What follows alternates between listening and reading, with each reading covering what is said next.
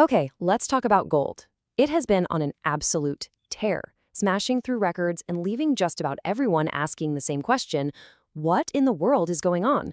Well, in this explainer, we're going to break down the powerful forces behind this incredible surge. Let's dive right in. So, check out this number. As of late November 2025, this is what has the entire financial world buzzing. Over $4,200. That's for a single troy ounce of gold, which is the standard way we measure precious metals. Honestly, that's a price that seemed almost impossible just a year ago. And to really put that into perspective for you, just look at this. The average price in the first quarter of 2025, it was hovering around 2860. By the fourth quarter, it had skyrocketed to its peak. We're talking a jaw-dropping 60% increase for the year. That's the best performance gold has had since the 1970s. Just wow. So this all leads to the big question, right? Why is this all happening and why now? Well, it turns out the answer isn't just one thing. It's a really potent cocktail of global fear, government strategy, and some pretty fundamental economics. Okay, first things first. We have to look at gold's oldest, most famous role, being a safe haven. You know, when the world feels chaotic and unstable, investors basically run for cover. And for centuries, gold has been that financial bunker. So, a safe haven asset, what does that really mean? Put simply, it's where you park your money when you're worried about pretty much everything else. It's not really about getting rich quick, it's more about protecting what you already have. And as you're about to see, there's a lot to be worried about right now. And look, this instability didn't just pop up yesterday. It's been building for years. We saw it with the US-China trade war. Then came the ongoing conflict in Ukraine, which just threw Europe and global supply chains into chaos. And now, you've got these escalating tensions in the Middle East, adding even more fuel to the fire. Every single one of these events adds another layer of risk, and that pushes more and more investors toward the safety they see in gold. And hey, don't just take my word for it. This isn't just speculation. Analysis coming out of European policy institutes confirms it. This surge is a direct reaction to a world that just feels increasingly unpredictable. What it really shows is this deep-seated anxiety about the stability of, well, the entire global order. But here's the thing, it's not just individual investors getting nervous. The second major driver, and this is a huge piece of the puzzle, is that governments themselves, through their central banks, are stockpiling gold at a record pace. Just take a look at this number. For the last 2 years running, the world's central banks have scooped up over 1,000 tons of gold annually. To give you some context, that's more than a quarter of all the gold that's mined in the entire world each year.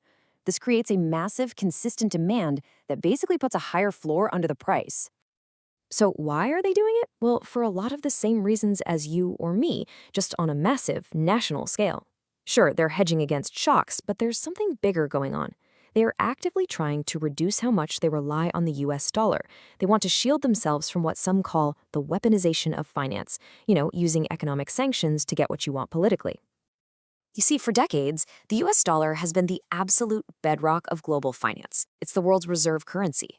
But now, countries like Russia and China look at their massive dollar reserves and see a vulnerability. So by buying up gold, they're making a huge strategic pivot away from the dollar, trying to find their footing in a world where economic power is a lot more fragmented. Okay, on to part 3. Beyond all the geopolitical drama, there are some really powerful economic forces at play here. It helps to think of them as levers that can either crank the price of gold up or push it way down. First step, let's talk interest rates. Think of it like this. When interest rates are high, things like government bonds are really appealing. They pay you a nice, steady return. Gold doesn't pay you any interest, so it has a hard time competing. But when rates fall, which many people expect the Federal Reserve to do soon, those bonds pay you less. And suddenly, holding a real, tangible asset like gold starts to look a whole lot better. Next up is the dollar itself. Now, gold is priced in US dollars, so their relationship is kind of like a seesaw. When the dollar gets weaker, it takes more dollars to buy 1 ounce of gold, so its price naturally goes up. Plus, a weaker dollar makes gold cheaper for anyone buying with other currencies, which just fuels even more demand. And guess what? The dollar has lost about 10% of its value this year, which has been a major tailwind for gold. And finally, there's the classic reason, the inflation hedge.